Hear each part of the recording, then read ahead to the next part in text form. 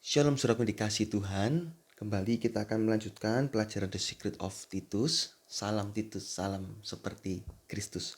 Kita sudah masuk di dalam ayat yang keempat, saudaraku. Saya bacakan di dalam terjemahan King James Indonesia, berbunyi demikian. Kepada Titus, anakku yang sesungguhnya, sesuai dengan iman kita bersama, anugerah, kemurahan, dan sejahtera dari Allah Bapa dan dari Tuhan Yesus Kristus, Juru Selamat kita. Di ayat ini saya bagi menjadi dua bagian. Bagian yang A ini kepada Titus, anak rohani Paulus. Bagian yang B ini sesuai ciri khasnya Paulus, yaitu anugerah, kemurahan, dan sejahtera dari Allah Bapa dan dari Tuhan Yesus Kristus Juru Selamat kita. Kita akan belajar tentang anugerah, tentang kemurahan, dan tentang sejahtera. Ini di dalam bagian B. Kita melihat dulu di bagian A ini, saudaraku ya. Kepada Titus, anakku yang sesungguhnya sesuai dengan iman kita bersama. Surat Paulus ini jelas ditujukan kepada Titus, yaitu anak rohani Paulus. Kenapa disebut anak rohani? Karena sama-sama beriman kepada Kristus. Jelas sesuai dengan iman kita bersama. Titus adalah seorang Yunani. Dalam Galatia 2 ayat yang ketiga. Kita baca Galatia 2 ayat yang ketiga. Tetapi kendati pun Titus yang bersama-sama dengan aku adalah seorang Yunani, namun ia tidak dipaksa untuk menyunatkan dirinya. Nah, kemungkinan Titus ini bertobat saat perjalanan penginjilan Paulus yang pertama. Alasannya adalah di dalam Kisah Rasul 15 ayat 1 dan 2 ini ada sidang di Yerusalem pasca perjalanan penginjilan Paulus bersama dengan Barnabas. Itu penginjilan Paulus yang pertama, dia bersama dengan Barnabas. Saat kembali ke Yerusalem, Paulus membawa Titus, Galatia 2 ayat 1. Ya, ini kemudian setelah lewat 14 tahun aku pergi pula ke Yerusalem bersama dengan Barnabas, dan Titus pun kubawa juga. Jadi setelah perjalanan penginjilan Paulus yang pertama, itu kan ada sidang di Yerusalem. Nah, jadi kemungkinan Titus adalah anak rohani pertama Paulus. Kemungkinan juga Titus dan Timotius saling kenal, mengingat ayah Timotius juga seorang Yunani. Kisah 16 ayat 1. Walaupun ini hanya kemungkinan, tetapi berdasarkan ayat demi ayat yang kita sandingkan, ya ini bisa menjadi kemungkinan, saudaraku. Memang tidak tertulis di Alkitab, tapi ya mungkin saja seperti itu, saudaraku. Walaupun Titus adalah seorang Yunani, tapi dia tidak dipaksa disunat. Nah, Titus ini termasuk pribadi yang setia dalam pelayanan, saudaraku. Demas itu telah mencintai dunia ini, tapi Titus tidak ikut-ikutan. Itu di dalam 2 Timotius 4 ayat yang ke-10. Titus adalah tipe orang yang bertanggung jawab. Dia bertanggung jawab atas apa yang sudah dia mulai. 2 Korintus 8 ayat yang ke-6. 2 Korintus 8 ayat yang ke-6. Sebab itu kami mendesak kepada Titus supaya ia mengunjungi kamu dan menyelesaikan pelayanan kasih itu sebagaimana ia telah memulainya. Titus sudah mendapat mandat dan dia akan selesaikan. Itu ciri khas Titus. Jadi dia punya tanggung jawab yang luar biasa. Ini penting bagi seorang beriman bahwa kita harus punya pendirian yang tegas. Tidak diombang-ambingkan, tidak ikut-ikutan orang. Gara-gara si A jadi saya akhirnya ikut-ikutan berdosa. Oh, tidak boleh. Tidak boleh, saudaraku. Tetap berdiri teguh di dalam iman. Walaupun kiri kanan 1000 rebah, 10.000 rebah di sisi kanan kiri kita, tapi kita tetap maju bersama dengan Tuhan. Bahkan kita bisa menjadi berkat, menjadi pengaruh yang baik, agen-agen kebaikan.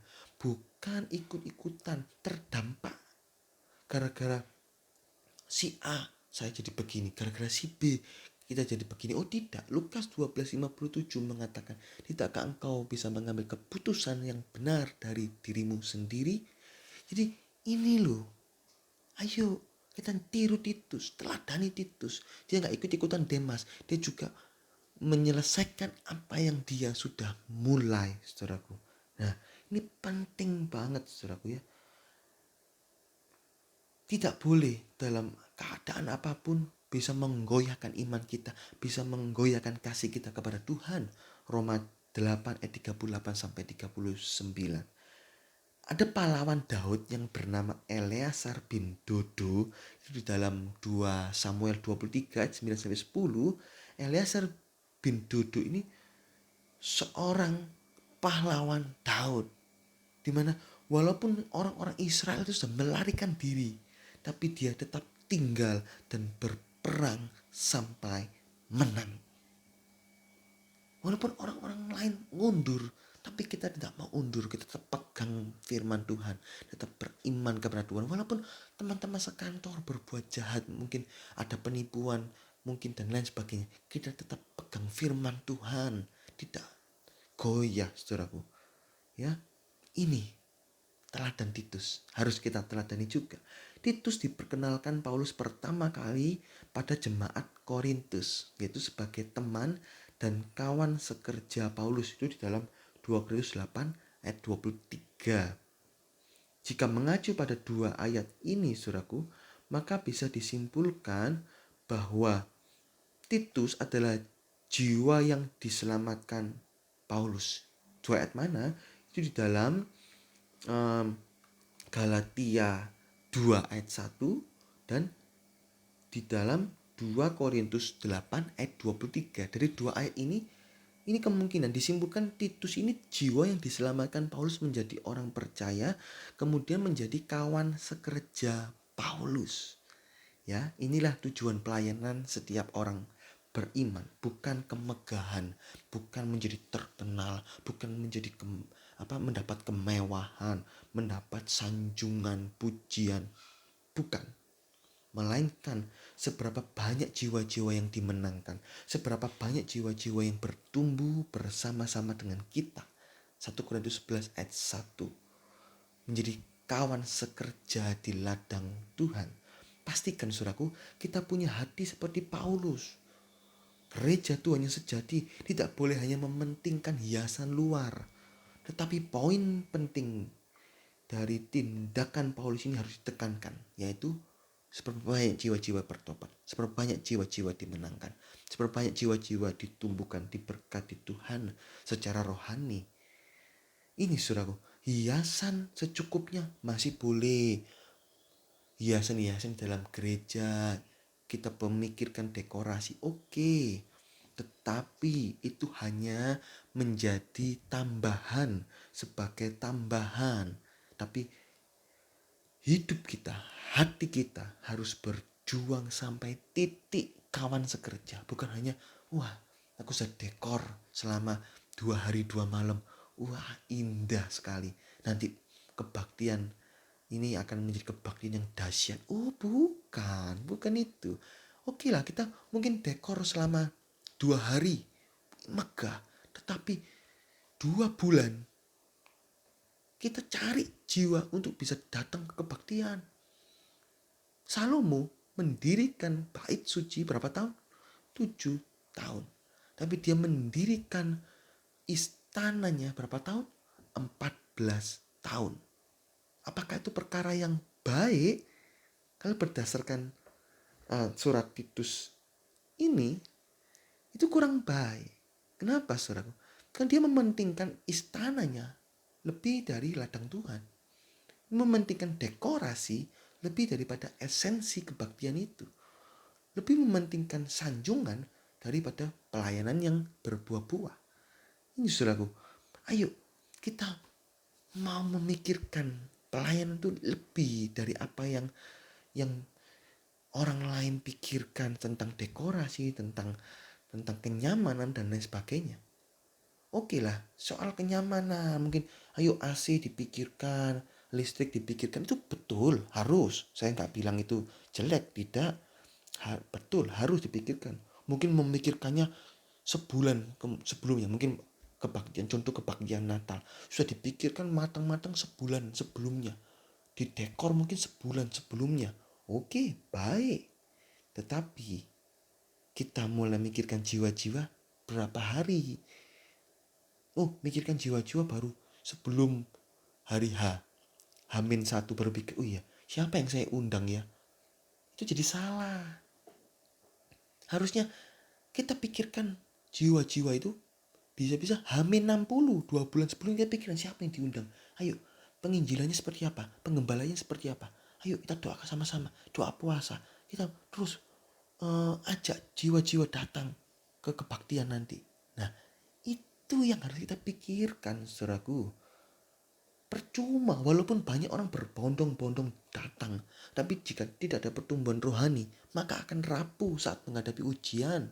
Saat mereka datang, mereka hanya disuguhkan pertunjukan yang dahsyat, yang baik, tapi tidak ada pertumbuhan rohani, tidak ada pertobatan. Itu jadi sia-sia. Ayo, saat kita mengadakan pelayanan, coba kita harus kuatkan rohani kita, sucikan rohani kita, kemudian mulai bagi-bagi berkat rohani kepada jiwa-jiwa sehingga mereka bisa datang. Oke, pertunjukan oke, dekorasi oke, tapi jangan lupakan, tapi harus ditekankan dua hal ini, bertobat dan bertumbuh menjadi kawan sekerja. Tindakan Paulus selanjutnya adalah membuat Titus berjalan dalam roh yang sama dan langkah yang sama. 2 Korintus 12 ayat yang ke-18. Memang aku telah meminta Titus untuk pergi bersama-sama dengan dia. Aku mengutus saudara yang lain. Adakah Titus mengambil untung dari kamu? Tidakkah kami berdua hidup menurut roh yang sama? Dan tidakkah kami berlaku menurut cara yang sama? Dalam bahasa Inggrisnya, walk we not in the same step. Walk we not in the same spirit. Nah, kesimpulannya apa sih di dalam Titus 1 ayat 4a ini? Ada 3 tahap tujuan dari pelayanan. Yaitu pertama, mempertobatkan jiwa-jiwa. Yang kedua, menumbuhkan jiwa-jiwa menjadi kawan sekerja. Yang ketiga, menduplikasi jiwa-jiwa sehingga mempunyai roh atau mempunyai pribadi dan langkah yang sama. Roh yang sama itu cerita tentang pribadi. Langkah yang sama itu cerita tentang gairah. Ini akan membuat kita benar-benar menjaga rohani kita, bisa menjadi contoh hidup, teladan hidup, serta menjaga api Kristus tetap bergairah dalam diri kita. Supaya apa? Supaya bisa disalurkan kepada yang lain. Kalau kita nggak punya roh, api Kristus itu, bagaimana kita bisa menyalurkan? Kalau kita nggak punya gairah yang sungguh-sungguh, nggak punya pribadi yang berkenan kepada Tuhan, bagaimana kita bisa menyalurkan pada orang lain? Jadi inilah tujuan pelayanan itu. Oke, dekorasi oke. Saya tidak melarang kita mendekor, kita berbuat perkara-perkara jasmani. Mungkin aku mau mengajak temanku ini makan di restoran. Gak apa-apa. Pada saat makan di restoran, kita bagi-bagi. Awalnya jasmani ngajak, oke. Tapi pada saat di sana bagi-bagi firman. Ayo, kamu kenapa sih kok lama gak ke gereja? Kamu kenapa kok hidupmu penuh utang kepada orang lain? Ayo doa, ayo sungguh-sungguh ikut Tuhan supaya kamu bisa mendapatkan pribadi yang berkenan kepada Tuhan. Dan masalah-masalahmu Tuhan akan selesaikan. Pemeliharaan Tuhan itu sempurna dan selesai. Nah itu, makannya oke, itu fasilitas. Tapi esensinya itu 3 hal ini, yaitu mempertobatkan jiwa-jiwa, yaitu menumbuhkan jiwa-jiwa menjadi kawan sekerja, ikut pelayanan. Dan ketiga, menduplikasi jiwa-jiwa mempunyai roh atau pribadi yang sama, mempunyai langkah atau gairah yang sama. Ini ya saudaraku, yuk sama-sama bertumbuh dan bagi-bagi melayani Tuhan. Terwujud apa? 3 hal, 3 tujuan dari pelayanan. Puji Tuhan, Tuhan Yesus memberkati.